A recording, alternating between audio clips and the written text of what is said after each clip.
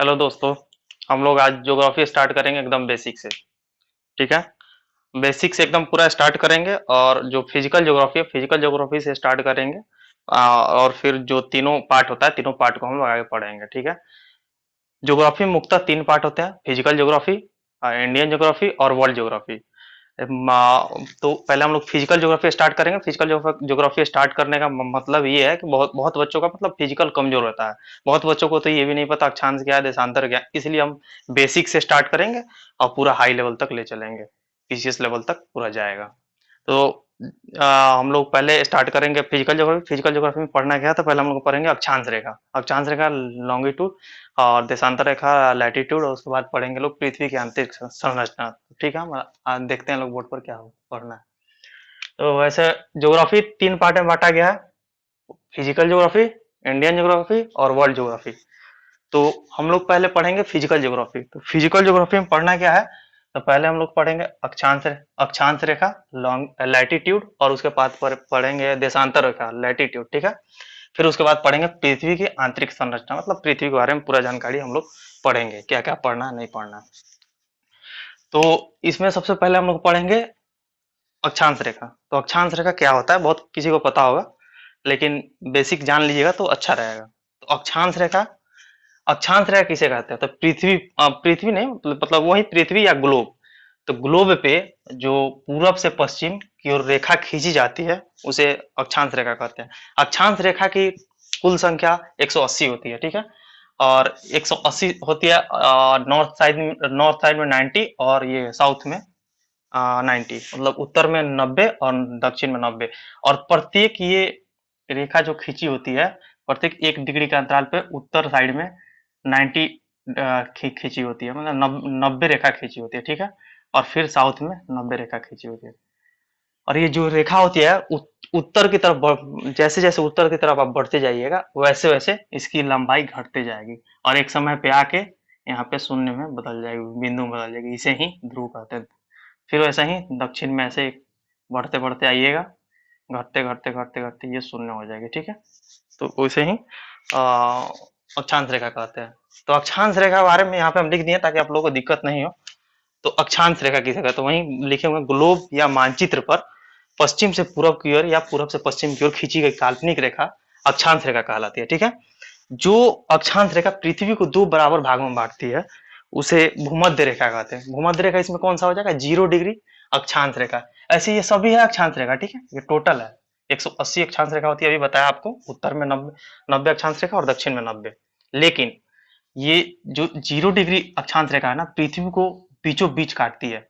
पृथ्वी को बीचों बीच काटती है एकदम दो बराबर भागों में, इसीलिए इसे भूमध्य रेखा बोलते हैं। भूमध्य रेखा, इक्वेटर इसे बोलते हैं। ठीक है, इक्वेटर। और इसे विषुवत रेखा भी बोलते हैं, और इसी को विषुवत रेखा बोलते हैं। ठीक है। और इसे ही विषुवत रेखा बोलते हैं। ये सभी अक्षांश रेखा है। ठीक है, ये सभी अक्षांश रेखा है, लेकिन ये जो अक्षांश रेखा है लेकिन ये जो अक्षांश रेखा ये यही अक्षांश रेखा ग्लोब को या पृथ्वी को दो बराबर भागों में बांटती है। इसीलिए इसका नाम है भू और मध्य, यानी भूमि को जो मध्य से काटे उसे ही भूमध्य रेखा कहते हैं। ये सब अक्षांश रेखा जो पृथ्वी को दो बराबर भागों में नहीं काटती है, और इनकी संख्या उत्तर में 90 होती है और दक्षिण में 90 होती है। तो दो बराबर भागों में बांटती है। भूमध्य रेखा को 0 डिग्री से दर्शाया जाता है, इसको 0 डिग्री से दर्शाया जाता है। ठीक है। और इधर साइड से बढ़ते जाइएगा तो उसको डिग्री डिग्री से हम लोग दर्शाते जाएंगे। और काल्पनिक रेखा का मान को डिग्री में दर्शाते हैं, इसको डिग्री में दर्शाएंगे। उसे थोड़ा सा आगे बढ़िएगा मिनट में, फिर डिग्री में, लेकिन पढ़ने की संभावना के लिए मतलब अच्छा हो इसलिए इसे मिनट में दर्शाते हैं लोग। हर एक एक एक डिग्री के अंतराल पे ये 90 रेखा होती है, मतलब नॉर्थ साइड में 90, मतलब उत्तर साइड में 90 रेखा और दक्षिण साइड में 90 काल्पनिक रेखा खींची होती है। ठीक है। कुल अक्षांशों की संख्या बताया था ना आपको 180 होती है। ठीक है। अब कर्क रेखा, अब इसमें आता है कर्क रेखा किसे बोलते हैं। तो कर्क रेखा एक एक डिग्री के अंतराल पर 23.5 डिग्री उत्तर की तरफ बढ़िएगा। ये 23.5 डिग्री उत्तर की तरफ 23 रेखा काउंट कीजिए, और 23.5 के पास यहाँ पे मान लीजिए, यहाँ पे तो दिखा नहीं पाएंगे, समझिए समझने के लिए इसको आप लोग बोलते हैं कर, हम लोग बोलते हैं कर्क रेखा। ठीक है, 23.5 डिग्री नॉर्थ की तरफ, ठीक है।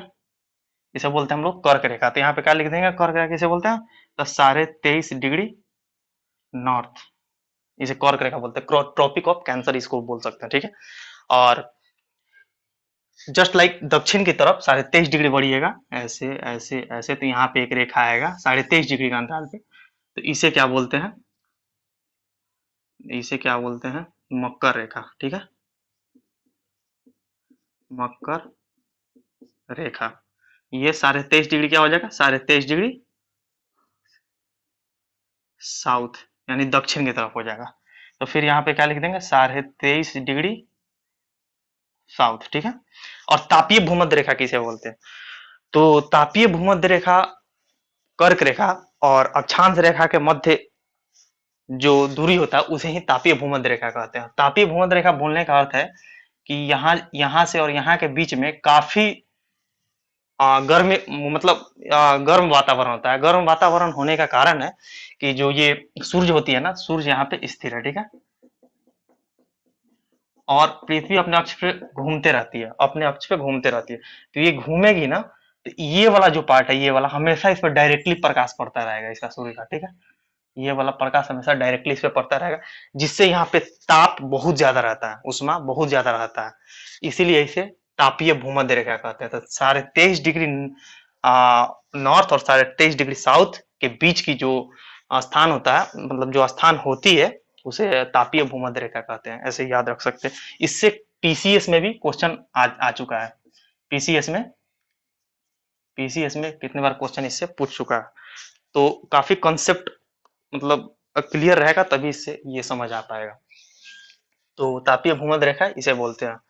और ये हो गया हम लोगों का अक्षांश रेखा क्लियर हो गया। अब हम लोग देशांतर रेखा पढ़ेंगे।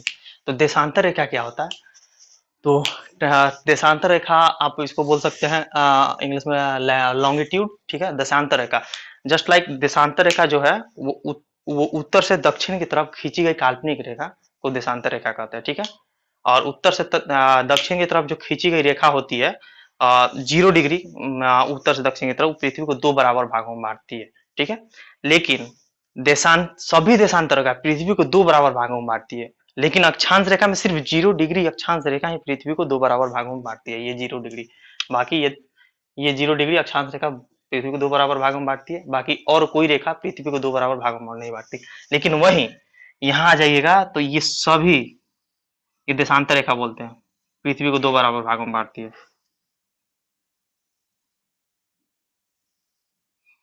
ऐसे ही इसमें पूर्व साइड में, मतलब ईस्ट साइड में और वेस्ट साइड में, ईस्ट साइड में 180 ऐसे रेखा होती है, इसमें हम खींचना संभव नहीं है, दिक्कत होगा खींचने में हमको, तो आपको समझने के लिए हम बता दे रहे हैं ऐसे, ठीक है।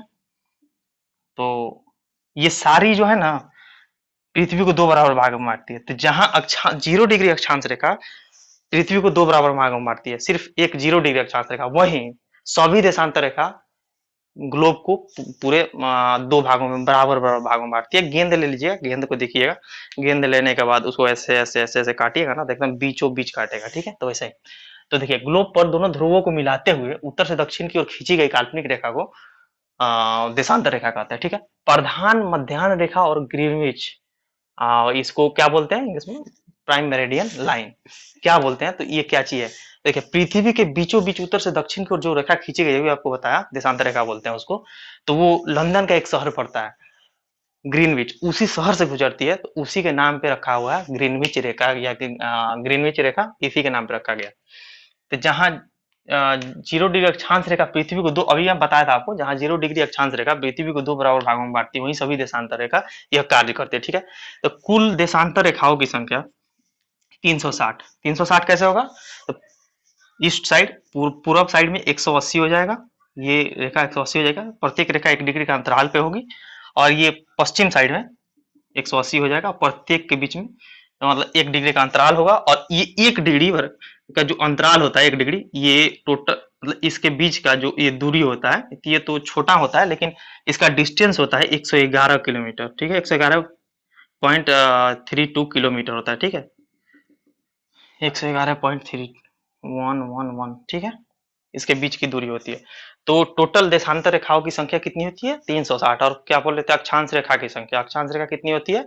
160। ठीक है। कर्क रेखा कौन सी हो गई?